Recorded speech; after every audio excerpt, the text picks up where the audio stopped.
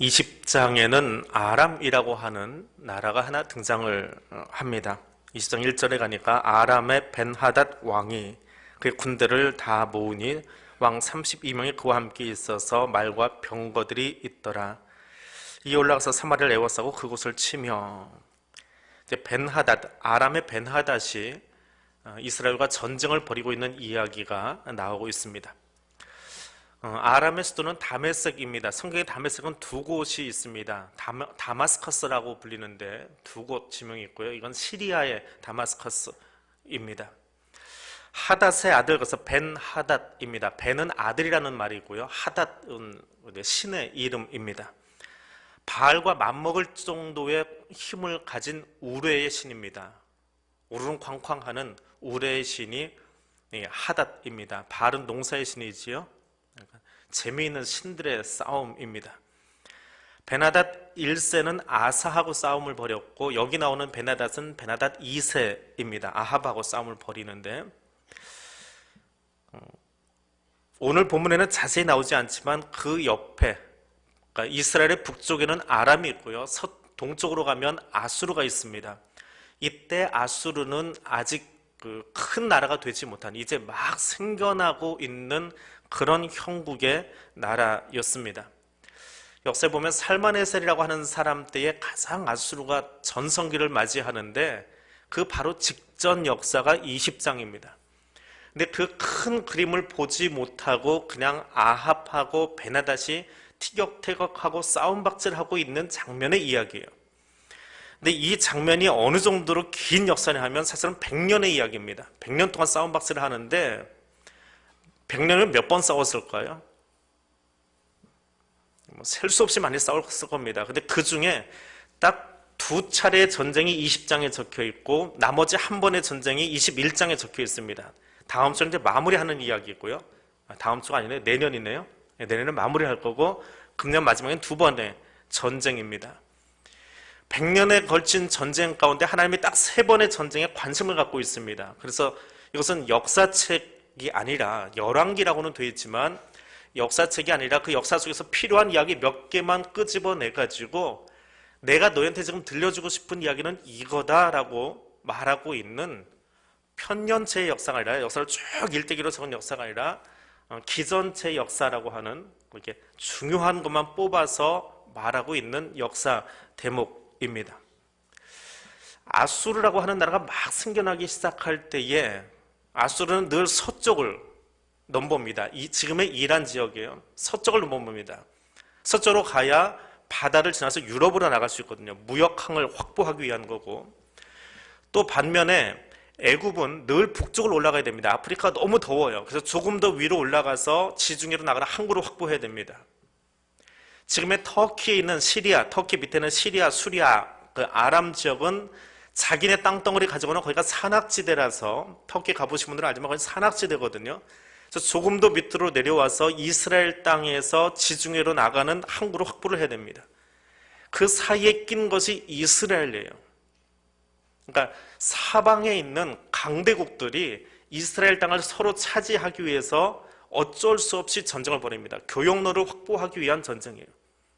근데 아람의 입장에서는 아직 아수르가 크지 않으니까 어떻게 해야 돼요? 빨리 밑으로 내려와서 애굽도 올라오지 못할 때 이스라엘을 확보해야만 하는 그런 전략적인 요충지고, 이스라엘 입장에서는 어떻게든지 이 아람이 내려온 것을 좀 막아놓고 그 다음에 저쪽에 일어나고는 요단강 동쪽에 일어나고 있는 아수르를 밀어내버려야 되는, 그래야 자기 나라가 좀 편안하게 통관세를 받으면서 돈을 벌 수 있는 그런 이해관계가 막 부딪혀 있는 곳입니다. 우리 6.25 때 메가더 장군이 인천 상륙작전하고는 인천에다 교두보를 확보하고 서울을 점령을 합니다. 자, 그 다음에 어떻게 할 거냐, 올라갈 거냐 말 거냐 하는데 국군은 올라가 버렸습니다. 이승만이 북진통일하자고 올라가 버립니다. 근데 메가더는 못 올라갑니다. 왜냐하면 메가더는 UN 소속의 장교거든요. 그러니까 UN에서 허락을 해야만 올라갈 수 있습니다. UN은 38선에서 선을 그어놨거든요. 또 하나는 이제 막 생겨나기 시작한 중국 공산당이 올라오지 마라, 올라오면 우리가 들어갈 거다 그랬습니다. 왜요? 미국이 코 밑에까지 와가지고 자기 나라 위협하면 지금 자기들끼리 싸우고 있잖아요. 국민당 정부하고 공산당 정부가 싸우고 있으니까 어떻게 해야 돼요? 미국이 가까이 오는 거 싫은 거예요. 좀 밑에 그냥 그대로 있어라. 원래 유엔이 정해준 대로 383 거기 가만히 있어라 그랬습니다. 그러기를 한 일주일인가를 지체를 했다고 그래요. 근데 유엔에서는 올라가지 마라 하는데 트럼프만이 가만 보니까 아직 중국이 힘이 없거든요. 자기네 내전 치르려고 힘이 없으니까 이 틈에 한반도를 우리가 차지해버리면 중국, 소련을 압박하는데 좋겠다 해가지고 밀고 올라가 버립니다. 물론 이제 전략적인 그 역사 이야기 속에서 잘못된 판단이 있어가지고 후퇴를 할 수밖에 없는 상황을 연출을 합니다. 메가더의 또 다른 실책이었는데 아무튼 그런 상황이 이스라엘에도 벌어진 거예요. 그 배경을 가지고 오늘 본문을 보는 겁니다. 그건 이 역사적인 배경이에요. 그 역사적인 배경 속에서 아람이 먼저 공격을 합니다.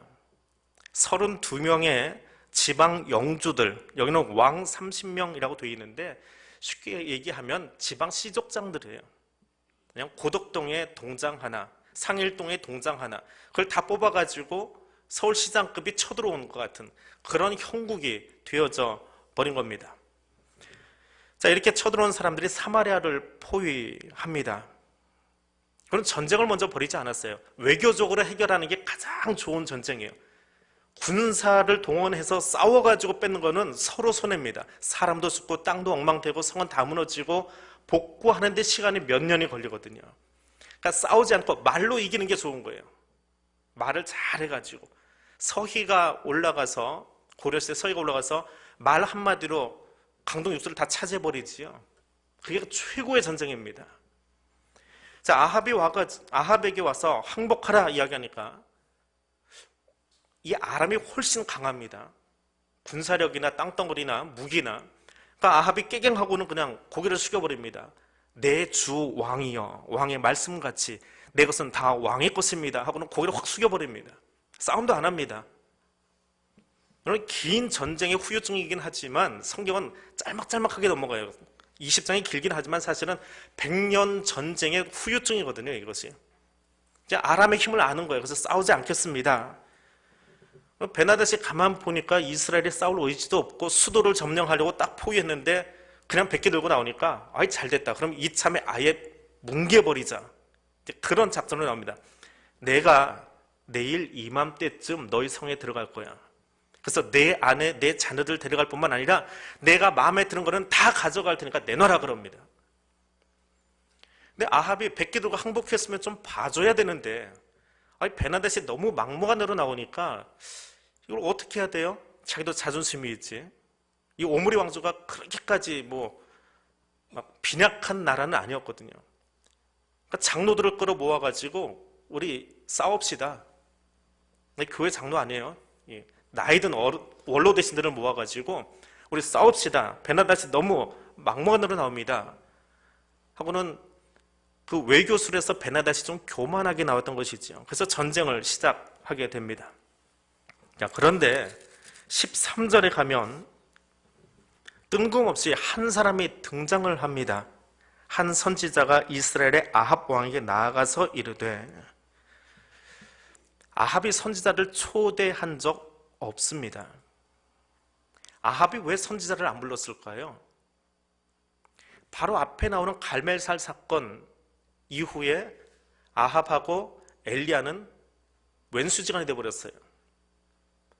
그러니까 엘리야한테 가서 뭘 물어보기가 민구스러운 거예요. 민망한 거예요. 그래서 물어보지를 못합니다. 대선지자가 있음에도 불구하고 물어보지를 못해요. 그래서 자기 혼자 전쟁을 결정하고 뛰어나갑니다. 어떻게 보면 하나님 입장에서 이미 갈멜산 이야기가 마무리됐어요. 갈멜산 이야기가 마무리되고 하나님이 엘리야에게 이 후속 프로그램이 어떻게 될 것인지 이미 다 지시해 놓은 상황이에요. 하나님은 아합을 버리기로 작정하셨거든요. 이건 반역자예요. 하나님 입장에서는 반역자고 배은망덕한 녀석이고, 그런데 선지자를 보냅니다. 배은망덕한 그 사람에게도 하나님이 자비를 베풀어 주세요. 그것이 13절이에요. 하나님이 끊임없이 아합에게 대시합니다. 갈멜산에서 대시하고요, 이 전쟁에서 대시하고요. 이 전쟁에서도 계속해서 선지자가 등장을 해요. 이름은 없는데 끊임없이 선지자가 나옵니다. 배은망덕하다고 해서 하나님이 등 돌려버리지는 않아요. 그냥 계속 쳐다보고 있어요. 좀 돌아와라, 돌아와라. 사인을 계속 보내고 있어요. 보내고 있는데 안 먹습니다. 죄인들의 특징은 은혜를 베풀어줘도 은혜를 은혜로 모른다는 거예요. 그게 죄인들이에요. 머릿속에 누구 지금 생각하십니까? 그게 우리 자신이에요. 나 자신이에요. 은혜를 받았음에도 불구하고 그걸 은혜로 여기지 않고 살아가요. 그냥 지극히 당연한 줄 알아요. 나는 그 정도 대우를 받아야 되는 줄 알아요. 우리는 그런 은혜를 받거나 그런 대접을 받을 만한 존재가 아닙니다. 그런데 나는 당연히 그 정도는 받아야지라고 생각을 하고 살아요. 이게 죄인이에요. 이게 아합이에요. 아합이 요청하지 않았습니다. 그냥 자기 생각으로 지금 전쟁을 풀어가고 있는데 하나님이 강권적으로 선자를 보내시는 거예요. 보낼 뿐만 아니라 승리할 거야 약속까지 해주십니다. 그냥 약속만 해주시나요? 어떻게 싸워라 하는 작전 계획까지 다 주세요. 하나님은 속도 없으신가 봐요. 사랑하기로 작정하고 나면 끝까지 사랑하세요. 자기 아들을 십자가에 내어 주기까지 사랑하신다라고 하는 거예요. 그게 하나님 사랑이에요. 자, 하나님이 전쟁을 명령하시는데 정오에 치러 올라가랍니다. 상대편의 군사력이 훨씬 더 많습니다. 근데 이스라엘은 군사가 훨씬 적어요. 그러면 기습을 해야 되거든요. 기습은 밤에 하는 거지 낮에 하는 거 아닙니다. 백주대낮에 뛰어 올라가면 다 보여요. 더군다나 1차 전쟁은 산악선입니다. 산을 뛰어 올라가고 내려가는 게 쉬운 일이 아니에요. 한순간에 다 몰살당할 수 있는 것이 산악전입니다. 그런데 그렇게 가래요. 근데 재미있는 것은 이 1차 전쟁 때 베나닷이 뭐 하고 있었느냐? 술 마시고 놀고 있었습니다. 자기 군대를 믿고 술 마시고 놀고 있어요. 뭐 이 정도 군사력이면 지들이 알아서 벌벌 기겠지. 근데 쳐들어온답니다. 그랬더니 베나닷이 하는 말이 쟤들이 항복하러 오든지 아니면 전쟁하러 오든지 다 사로잡아 버려라. 죽이지 마라. 왜? 우리 노회로 부려먹게. 베나닷의 교만이에요. 그러다 져버립니다. 그 베나닷은 물러났어요. 근데 신기한 건 이 1차 전쟁은 그냥 우야무야 그러고 끝나버려요. 다른 이야기가 더 없습니다. 전쟁이 끝나고 나서 선지자가 또 등장을 합니다.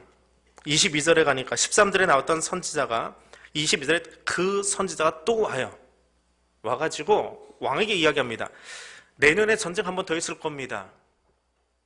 내년에 베나닷이 또 쳐들어올 텐데 그때를 준비하십시오.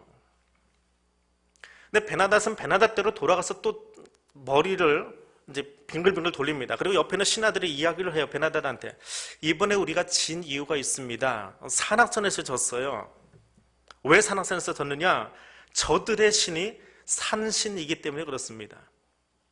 하나님을 산신령으로 폄하해버리는 거예요. 저들이 산을 지키는 신이기 때문에.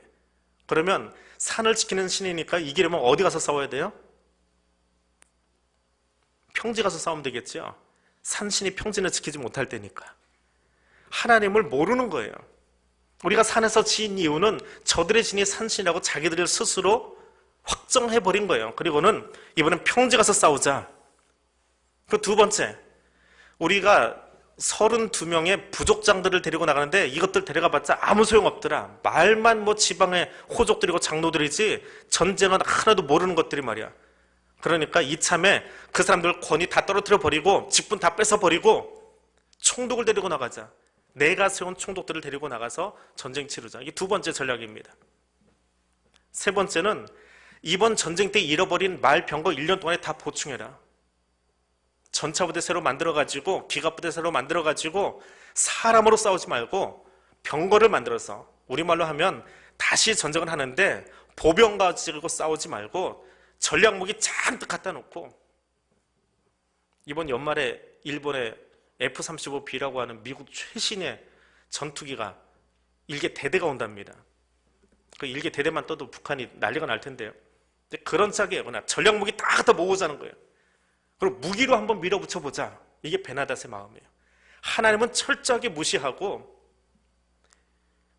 왕들 다 밀어내버리고 내 마음에 맞는 사람들 측근에다 다 세워서 거기다가 전략 무기 잔뜩 실어줘가지고 한번 밀고 올라가 보자. 사람의 힘으로, 전략으로, 무기로 두 번째 전쟁을 준비합니다. 그리고 평지로, 아벡으로 쳐들어옵니다. 평지니까 이 전차들이 얼마나 잘 움직이겠어요. 산악에서는 못 움직이지만 평지에서 전차가 지나가는 거 보면 참 대단합니다. 이 당시에 병거라고 하는 것은 오늘날의 전차 부대예요. 기갑 부대예요. 전차가 한 10대만 땅을 울리고 지나가도요, 한 1km 밖에서 땅이 흔들립니다. 지진난 것처럼. 이 당시도 마찬가지예요. 이 말이 끄는 전차들이 굉장히 힘이 좋습니다. 그 부대가 몇만 마리가 말들이 뛰기 시작하면 지축이 흔들립니다. 그거에 이미 기겁을 하는 그런 장면들이 나오는데 선지자가 이야기를 합니다. 하나님이 도와주실 거다. 하나님이 이기게 하실 거다. 그건 자세한 전쟁 얘기가 나오질 않습니다. 그런 훌떡 뛰어넘어요. 일주일을 뛰어넘습니다. 일주일 동안 서로 마주보고 있다가 하루아침에 어떻게 했는지 몰라요. 하루아침에 아람의 보병 10만이 죽어버려요. 하루아침에 10만이 죽으니까 베나닷이 놀라서 도망가는데 어디로 가야 됩니까? 평지에서 도망가려면 빨리 성 안으로 들어가는 수밖에 없어요. 공성전 벌여야지. 내가 성을 지키는 전투를 해야 되는 겁니다. 개활지에서는 떼죽음 당하게 생겼으니까 성 안으로 들어갔는데 하나님이 어떻게 하세요? 성을 무너뜨려 버렸어요. 이스라엘이 무너뜨린 게 아니라 하나님의 성을 무너뜨려서 그 안에 있던 사람들이 2만 7천이 죽어버립니다. 이스라엘이 뭐 했는지 아무것도 없어요. 그냥 하루아침에 10만 죽고 성에 들어갔다 성 무너져서 2만 7천 죽고. 그래서 베나닷이 기겁을 합니다. 이건 산신이 아니라 아주 묘한 신이다. 그런 더 멀리 도망을 가버립니다. 그리고는 이제 아합에게 비굴해질 수밖에 없지요. 두 번이나 연짝으로 졌는데 나 좀 살려주십시오. 사신을 보냅니다. 굵은 배로 허리를 동이고, 이건 항복한다는 거예요. 배로 허리 동이고 머리에다가 테두리 쓰고, 이거는 복종하겠습니다. 당신이 내 왕이십니다. 그리고 쫓아옵니다. 근데 베나닷의 그 항복 의사를 받은 아합이 아이고 베나닷 아주 살아있었네. 그는 내 형제야 라고 이야기합니다. 아주 희한해요. 아합이 왜 그렇게 나오는지. 사신에게 그렇게 말이 전달된 걸 들으니까 베나닷 마음은 어때요? 야, 사신이 와서 되냐? 왕이 와가지고 마치 청나라 황제가 남한산성에 와서 인조가 머리를 바닥에다 찢든지 뭐 그렇게 한 것처럼 해도 지금 자기 속이 풀릴까 말까 하는데 아이고 내 형제가 살아있구나. 오라고 해라. 부드럽게 이야기를 합니다. 베나닷이 그 말의 의미를 알아요. 외교술로 지금 이 중동 지역이 돌아가고 있기 때문에 말의 전쟁이었거든요. 군사를 동원해서 이렇게까지 싸운 적은 별로 없어요. 그래서 훌떡하니 쫓아옵니다. 아합에게 쫓아와요. 쫓아오면 패전한 왕은 상대방 병거 옆에 가가지고 그 병거 바퀴 있잖아요. 말들이 모는, 요즘으로 얘기하면 기갑부대 캐터필러, 그 무한궤도 있죠. 그 옆에다가 자기 어깨를 갖다 기대는 거예요. 나를 깔고 지나가십시오라고 하는 의미입니다. 내가 졌습니다라고 거기다 자기 어깨를 기대는 거예요. 그게 패전한 왕이 보여주는 모습인데 베나닷이 와가지고 그 병거 옆으로 가니까 아이고 거기가 아니고 내 형제라고 그랬으니까 진심입니다. 올라오세요 하고는 병거 위로 끌어올립니다. 같이 옆에 앉자는 거예요. 군대 사열하자는 거예요. 그러니 베나닷 입장에서는 얼마나 감지덕지예요. 더한 거라도 내줄 수 있죠. 아이고 그러면 우리 아버지가, 나는 베나닷 2세인데 베나닷 1세가 뺏었던 땅 다 되돌려 주겠습니다. 그리고 그때 베나닷 1세가 우리 아버지가 좀 막 나갔지요. 그냥 사마리아까지 쳐들어와가지고 거기다가 우리 거리 만들었는데, 아람의 거리를 만들었는데 우리 다메섹에도, 우리 수도에도 당신네 거리를 하나 만들어 드리겠습니다. 당신의 이름을 딴 길을 하나 만들어 드리겠습니다. 그렇게 하고 조약을 맺고 서로 헤어집니다. 그냥 정치적으로 외교적으로 이 전쟁을 마무리한 것을 가만히 들여다보면 잘 끝난 전쟁이에요. 아람이 더 이상 내려오지 못하도록 막아놨고요. 저쪽에서 오는 아술의 세력을 맞이하면서 너무 한쪽의 군사를 다 없애버려도 방어하기가 쉽지 않습니다. 그러니까 내 동맹군이 북쪽에 있기 때문에 아수르가 쳐들어오면 동시에 힘을 합쳐서 막을 수 있는 외교적인 방편을 마련해 놓은 거예요. 군사적으로는 내 응원군이 옆에 하나 더 있는 거예요. 상호 방위 조약이 맺어진 것과 똑같은 효과를 가지고 있는 겁니다. 그런데 선지자가 또 나옵니다.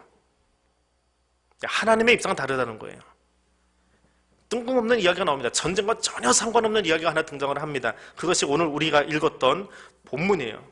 그 본문에서 선지자들이 무리가 있는데 거기 두 사람이 마주보고 한 사람이 하나님의 음성을 듣고 상대편 앞에 있는 자기 친구한테 이야기합니다. 하나님 말씀인데 너 나 좀 때려다오. 신나게 좀 때려봐라. 그때 앞에 있던 선지자가 아니 그래도 그렇지 아무리 하나님 말씀이라도 그렇지 어떻게 너를 때리라고 그러냐? 난 못 때리겠다. 선지자가 이야기합니다. 하나님 말씀인데 네가 거역했어? 사자가 너 물어 죽일 거야. 그 진짜로 죽어버립니다. 그럼 또 옆에 있는 다른 선지자에게 이야기해요. 하나님 말씀이야 나 좀 때려줘. 근데 그 사람은 죽도록 때려버립니다. 근데 얻어맞은 이 선지자가 눈을 다 가리고 변장을 하고 왕 앞에 나가요. 왕에게 비유로 이야기합니다. 전쟁을 벌이면서 내가 포로 하나 잡아가지고 잠깐 어디 갈 일이 있어 옆에 사람에게 맡겨놨는데 갔다 와서 보니까 이 포를 관리를 못해가지고 도망치게 만들었습니다. 근데 내가 그 포를 맡기면서 한 이야기가 있어요. 만약에 이 포로 도망가면 네 생명으로 내가 대신하겠다. 아니면 은으로 갚아라 라고 이야기했는데 어찌 해야 될까요? 아합이 이야기합니다. 말한 대로 해라. 생명으로 대신해라. 판결을 해줍니다. 판결이 끝나자마자 위장 해제해요. 위장을 풀어버립니다. 얻어맞은 선지자의 모습이 보여요. 선지자들이 아마 왕에게 매일 드나들었는지 얼굴을 아는지 하여튼 왕이 알아봅니다. 알아보자마자 선지자가 당신이 그 사람입니다. 당신의 생명으로, 당신 가족의 생명으로, 이스라엘의 생명으로 베나닷을 살려준 것을 대신할 겁니다. 당신은 망했습니다. 그리고는 제일 마지막 구절이지요. 이스라엘 왕이 근심하고 답답하여 돌아갔다. 사실 43절은 이렇게 적히면 안 되는 구절이에요. 아합이 이 이야기를 듣고 회개하고 하나님 앞에 무릎 꿇었다라고 해야 돼요. 왜? 자기가 하나님께 요청하지 않고 자기가 하나님 앞에 나아가지 않았어도 하나님이 계속해서 선자를 보내주셨잖아요. 엘리야를 보내고 선자를 보내고 선자를 보내고 전술을 가르쳐주고 이기게 해주시고 전쟁 준비해주고 작전 계획을 다 주실 만큼 하나님이 그렇게 사랑하셨어요. 정말 막 나가는 사람이고 함부로 하는 사람임에도 불구하고 하나님이 그를 배려해 주셨다면 회개하고 끝났다라고 이야기가 돼야 돼요. 그런데 그냥 답답할 뿐이에요. 그리고 돌아갔대요. 그럼 그 다음 이야기는 어떻게 될까요? 자기가 판결한 그대로 되는 것이 내년 첫 번째 수요일날 나오는 이야기입니다. 회개했다면 1월 첫 주에 나올 이야기가 그 이야기가 아니었을 거예요. 근데 회개가 아니라 그냥 답답한 상태로 가는 거예요. 어눌한 상태로 돌아가는 거예요. 하나님과의 만남을 갖지 못한 거예요. 이 전쟁의 이야기는 무엇일까요? 100년 동안 치루었던 아람과 이스라엘의 전쟁, 무역 통상로를 차지하기 위한 중동 지역, 중동 전쟁의 한 부분입니다. 숱한 전쟁 가운데에 하나님은 이 세 차례 전쟁에 관심을 기울이고 계세요. 하나님이 직접 개입하셔서 100년의 숱한 전쟁 가운데 여기에 직접 선자를 보내셔서 이야기를 하고 계세요. 너 들었니? 라고 이야기합니다. 열왕기 기자는 역사보다도 더 관심 있는 대목이 하나 있어요. 이 이야기를 듣고 있는 사람들에게 바벨론에 끌려간 이스라엘 백성들 그리고 오늘 우리들에게 너는 어떠하냐라고 빗대어 보라는 겁니다. 그 첫 번째 이야기는 이것입니다. 순종과 불순종의 결과가 무엇인지 주목하라는 거예요. 첫 번째 전쟁에서는 무슨 결과도 없이 그냥 흐지부지 끝났습니다. 두 번째 전쟁에서는 용서라고 하는 아합의 카드가 제시되어집니다. 이게 분명한 것은 이스라엘의 힘으로 이길 수 없는 전쟁을 하나님이 개입하셔서 전쟁을 치르게 해주셨어요. 전술까지 다 제시해 주셨어요. 근데 이 전쟁에만 관심 갖지 말라고요. 성경을 볼 때는 통으로 보라고 했지요. 앞에 나오는 갈멜살 사건 이후에 이 두 차례 전쟁, 100년의 전쟁 동안에 하나님은 끊임없이 아합에게 오므리 왕조에 관심을 갖고 계세요. 그가 어떻게 살든지 간에, 얼마나 지멋대로 살든지 간에, 얼마나 막 나가든지 간에 그래도 하나님은 그 사람에게 관심을 갖고 계세요. 하나님의 관심을 갖는 것을 선지자를 통해서 계속 이야기하고 계시잖아요. 아합이 즐겨 사용하는 군사적인 방법, 외교적인 방법에까지 하나님은 개입하셨어요. 우리가 요청하지 않았는데 하나님은 성육신 하셔서 2000년 전에 우리 땅으로, 우리 역사 속으로 친히 들어와 주셨어요. 그러면 반응을 보여야 되지 않습니까? 근데 아합은 하나님께 반응을 하지 않아요. 그냥 아이고 답답해라. 하나님이 개입하시긴 하셨는데 그냥 답답하기만 하네. 그러고 끝나버립니다. 하나님은 얼마나 더 답답하실까요? 거기에 뜬금없는 선지자 이야기가 등장을 합니다. 사실은 그 이야기가 전쟁보다 더 중요한 이야기예요. 인간의 역사에는 관심이 있는데 하나님의 역사에 관심이 없는 아합에게 이야기하고 계시는 거예요. 일반 역사 속에서 자기 의로움을 드러내고 있는 아합. 나는 용서할 수 있는 사람이야. 베나닷 괜찮아. 너는 내 형제야. 이리 병거로 올라와. 아량을 베푼 것 같지만 한 번도 하나님께 묻지 않았어요. 이 성경은 언제 제일 처음 읽어졌다고요? 바벨론에 끌려간 이스라엘 백성들에게 읽힌 성경이에요. 너희가 지금 여기 왜 와 있는지 아니? 너희가 지금 여기 끌려와 있는 이유는 하나님 말씀에 순종하지 않았기 때문이야. 오늘 우리에게도 동일하게 이야기합니다. 인간적인 마음으로 동료 선지자에게 아량을 베풀었던, 그래서 사자밥이 되었던 그 사람, 그거 왜 기록했을까요? 사실은 두 번째 사람 이야기만 써도 될 텐데 첫 번째 얘기는 왜 써놨을까요? 순종하지 않은 자에 대한 판결을 적어 놓은 거예요. 열왕기사가는 역사에 관심 없습니다. 역사보다 더 중요한 게 있어요. 역사를 주관하고 계시는 하나님께 관심을 두라는 거예요. 우리가 요청하지 않아도 역사 속에 직접 들어오셔서 간섭하고 계시는, 역사를 끌고 계시는 하나님께 관심을 가지라는 거예요. 신명기 27장을 읽을 때에 우리는 거기에 선포되는 복의 선언들이 굉장히 관심이 많습니다. 들어가도 복받고 나가도 복받고 떡광주리까지 복받고 자녀 새끼들까지 무생물까지 다 복받는 거 원해요. 근데 복보다 더 많이 나와 있는 이야기가 무엇입니까? 27장은 복에 관한 이야기보다 저주의 이야기가 훨씬 더 길어요. 근데 우리는 복받는 것에만 관심이 있어요. 저주의 이야기가 왜 그렇게 길게 있습니까? 불순종은 죽음으로 대신한다라고 하는 것을 가르쳐 주는 거예요. 열왕기서의 이야기는 그 신명기를 근거로 해서 써놓은 책입니다. 불순종했던 이스라엘 백성들, 불순종했던 유다 백성들, 그래서 바벨론까지 끌려가 버린 그 사람들에게 너희의 이 모습은 불순종 때문이야, 그걸 가르쳐 주기 위한 거예요. 우리가 선민인데 여기 왜 끌려와 있습니까? 하나님이 살아계시다면 우리한테 왜 이렇게 하실 수 있습니까?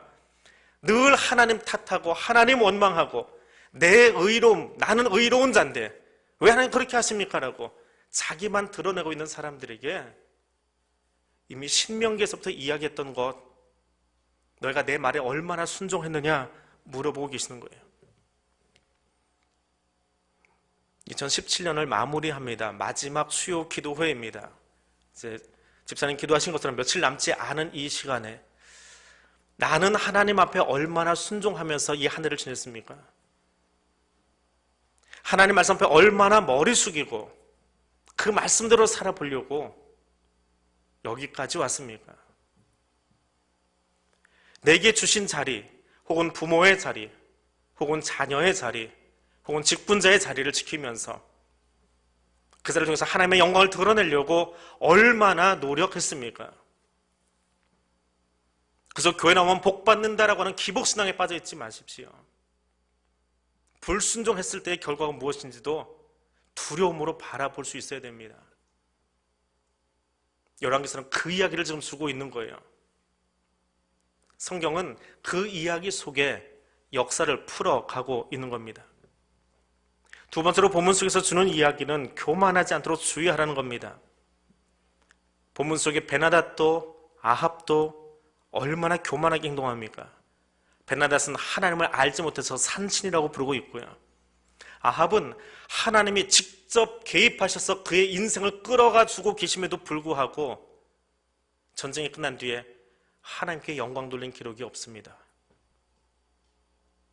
자기 의만 드러냅니다. 나는 의로운 자인데, 나는 아량을 베푸는 자인데, 나는 배려하는 자인데, 나는 어떻습니까? 나 이만한 사람이면 괜찮은데, 내 의는 드러내지만 내 삶을 통해서 하나님을 드러내고 있습니까? 교만하지 말라라고 할 때에 우리 머릿속에 다른 사람이 생각나면 안 됩니다. 내가 보여야 됩니다. 형제의 눈 속에는 티는 보고 내 눈 속에는 들보는 보지 못하는 사람이 다른 사람이 아니라 나 자신이기 때문에 그렇습니다. 내 교만함에, 나의 불순종에 주의하여 눈이 머무를 수 있어야 합니다. 앞에서도 이야기했지만 불순종의 결과는 죽음이기 때문에 그렇습니다. 교만함이 클수록 비굴해지는 것도 큰 법입니다. 베나닷의 교만함이 두 번째 전쟁 이후에 얼마나 비굴하게 나갔습니까? 이스라엘은 그 다음에 어떤 역사를 썼을까요? 그러면 교만함 중에 가장 큰 교만함이 무엇일까요? 교만이라고 하는 한 단어로 말씀드렸는데 교만함 중에 가장 큰 교만,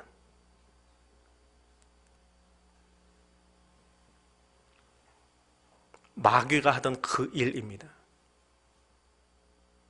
마귀가 하는 일, 그거 본받지 말라고 이야기합니다. 정죄하는 일이요, 판단하는 일이요, 그게 교만입니다. 왜 판단합니까? 내가 다 알기 때문에, 내가 의롭기 때문에, 내가 항상 옳기 때문에, 다른 사람은 부족하고 다른 사람은 잘 못 알고 다른 사람들은 실수투성이고, 그래서 내가 판단자 되는 거예요. 마귀는 정죄하는 자의 아비입니다. 마귀의 행동을 본받지 말라고 합니다. 그것이 교만이라고 이야기합니다. 나의 교만함 무엇인지 아시겠지요? 그래서 우리 모두 다 정죄하는 일에서 자유롭지 못합니다. 오늘 아침 신문을 열면서 TV를 보면서 정치를 이렇게 하냐고. 대한민국 사람들은 정치에 제일 관심이 많아요. 신문 1면이 정치면이거든요. TV도 보면 정치부터 나오지요. 다 정치가 해요. 서로가 정치를 판단합니다. 서로가 경제인들을 판단합니다.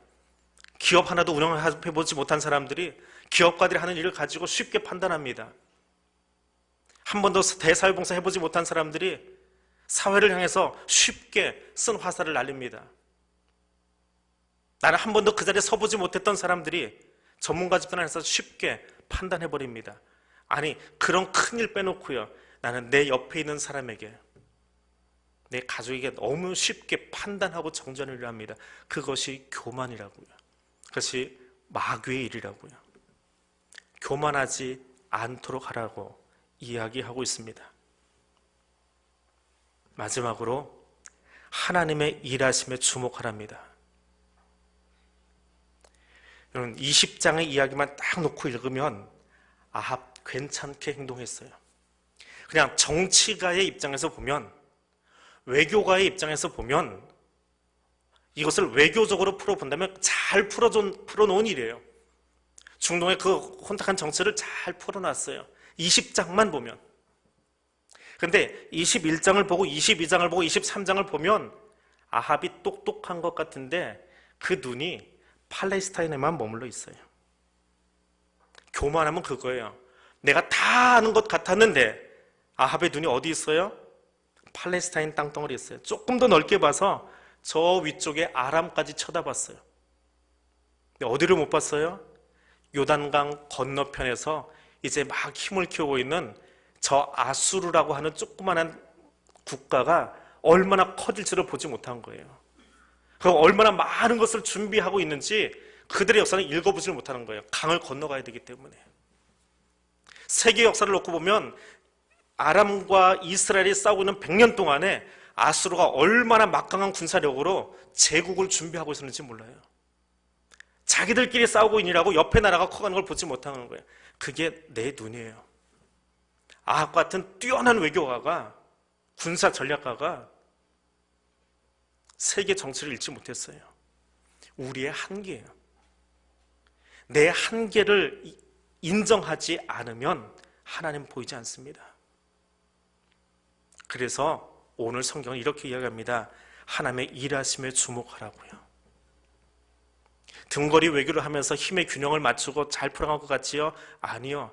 하나님의 손에서 움직이고 있는 더 큰 역사를 보지 못하는 내 연약함을 인정하지 않은 아합의 실수가 있습니다. 하나님께서 직접 개입하셔서 얼마나 아합을 독촉하고 있습니까? 그를 좀 변화시키고 싶어서, 그를 좀 바꾸고 싶어서 갈멜산에서 2번에 걸친 전쟁에서 직접 선지자를 보내셔서 아합이 힘쓰지 않아도 성을 무너뜨려서 베나닷을 곤혹스럽게 만드시는 하나님, 하나님이 얼마나 그 역사 속에 구체적으로 개입하셔서 일하고 계셨습니까? 근데 보지 못해요. 하나님 보지 못하니까 교만한 행동만, 자기 의를 드러내는 행동만 하고 있습니다. 왕은 누가 세우셨습니까? 하나님이 세우셨지요. 그가 실수했건 제대로 했건 아무 상관없어요. 그걸 세우신 것은 하나님이에요. 왕의 자리, 소명의 자리, 내가 피하고 싶어도 하나님이 거기 세워놓으셨으면 나를 세우신 분에게 늘 물어볼 수 있어야지요. 하나님이 이 소명의 자리를 어떻게 감당해야 됩니까? 내게 주신 소명의 자리요, 내게 주신 목사의 자리, 내게 주신 장로의 자리, 내게 주신 권사의 자리, 내게 주신 성도의 자리를 어떻게 감당해야 될까요?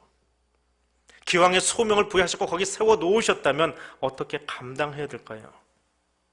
아니, 우리가 묻지 않아도 하나님은 끊임없이 보내셔서 그 자리에 설 수 있도록 도우세요. 아합이 피해가고 싶어 해도, 아합이 요청하지 않았어도 선자들을 보냈어요. 거기 있는 네 자리는, 거기 내가 서야 될 자리는, 내가 해야 될 일은, 내가 오늘 치를 전쟁은 이거야 라고 하나님 말씀하고 계세요. 내 자기 의만 드러난 자리, 베나닷을 용서하는 관용의 자리, 하나님께 묻지 않은 자리는 패망의 자리로 끝나버립니다. 베나닷을 처리함에 있어서 아합은 어떤 권리도 행사할 수 없는 사람이었어요. 왜요? 20장의 전쟁은 아합이 힘쓴 건 아무것도 없거든요. 하나님이 전략 전술을 다 가르쳐줬지요. 성벽 무너뜨려 주셨지요. 아합이 알아서 벌벌 기게 만드셨죠. 다 하나님이 하셨는데, 하나님이 잡아다가 들여다 놓은 사람인데 왜 그걸 놓치냐고요. 선지자를 통해서 그렇게 풀어내고 계십니다. 하나님이 세워놓으신 나의 자리가 있습니다. 오늘 여러분의 자리가 있습니다. 어떻게 감당하시겠습니까?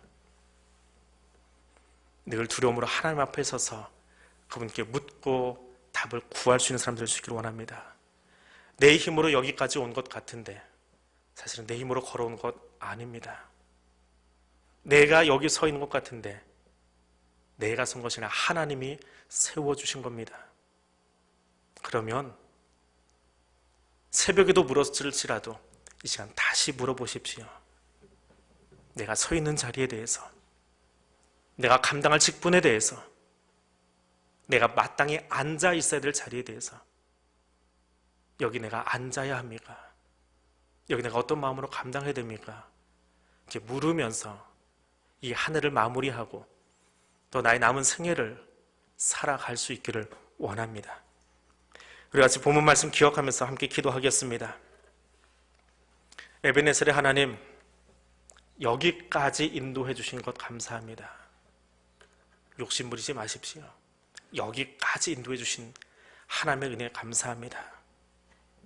임마누엘의 하나님, 나 혼자 서 있는 것 같고 외로운 자리인 것 같지만 지금 여기 한 번도 떠나지 아니하고 내가 요청하지 않아도 늘 내 곁에서 약속하신 대로 나와 동행하고 계시는 하나님 감사합니다.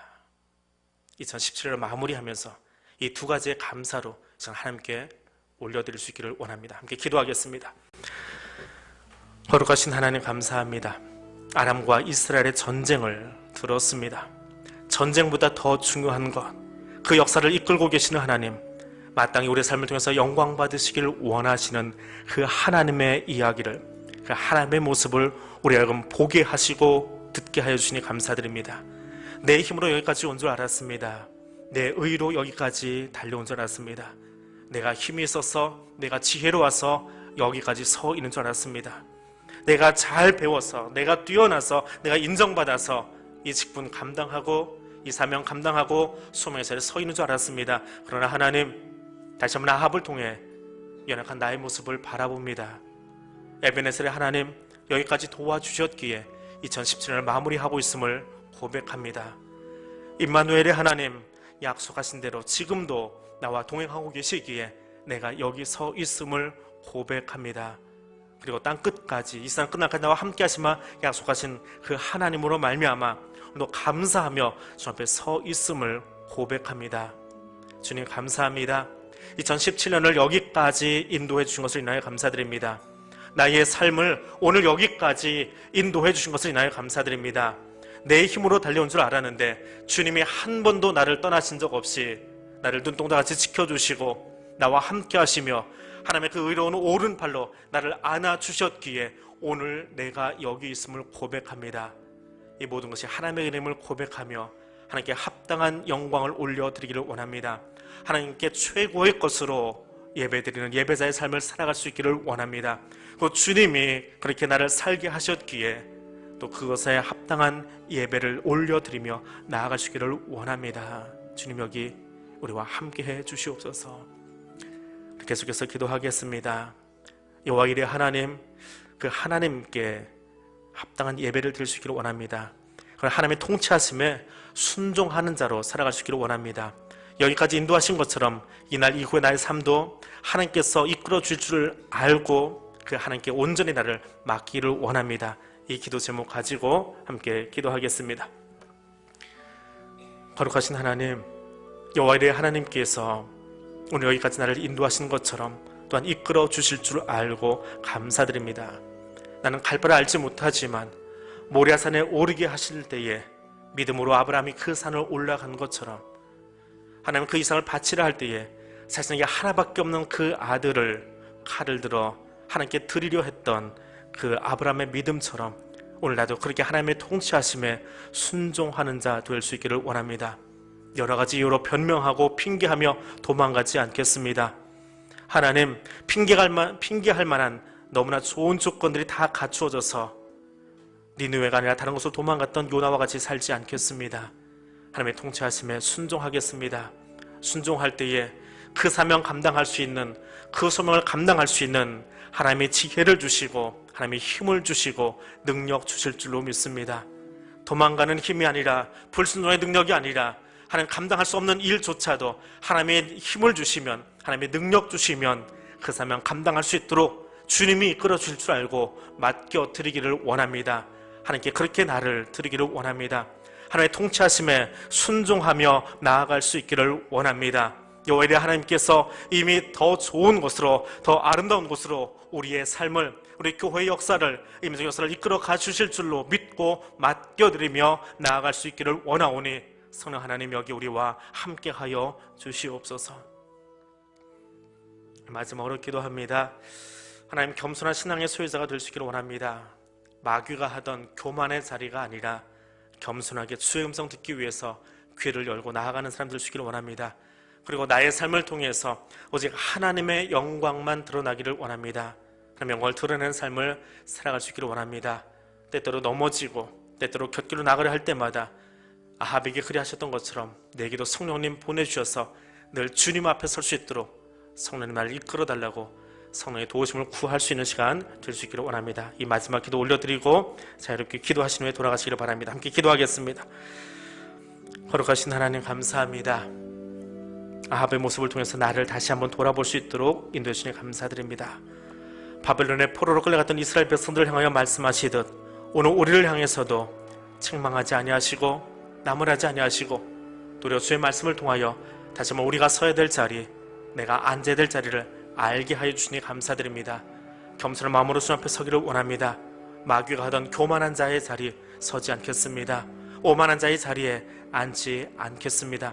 오직 주야로 주의 말씀을 묵상하며 그 앞에 겸손하게 설 수 있기를 원합니다.